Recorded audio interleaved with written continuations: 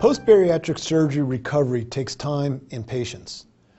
The weight loss amount and timing will vary by patient.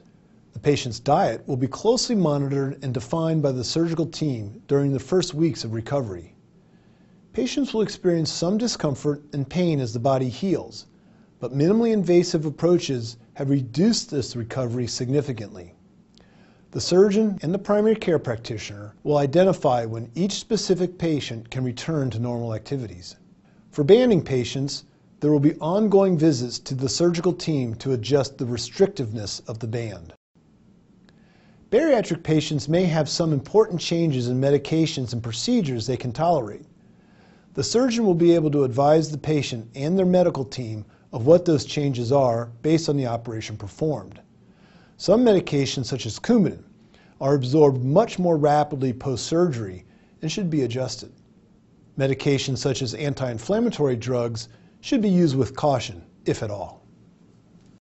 There are a couple of micronutrient issues that absolutely have to be dealt with in everybody. So you always will need to take B12 administration after surgery, and most patients will need iron and folate supplementation because the beginning of the intestine is where those are absorbed.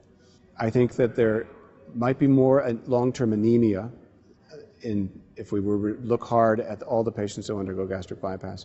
Numbers are suggesting that the anemia out a few years is a bigger problem than we'd like. This is something you can correct by just being careful and giving iron, folate, B12 supplementation. Vitamin D deficiency is very prevalent in the general population. Many of us, especially in northern climes, are borderline deficient all the time. And if you take even just a couple of feet of intestine and make them no longer able to absorb, maybe that would push people who are close to being deficient over the edge. So I think vitamin D levels should be closely monitored over the long run.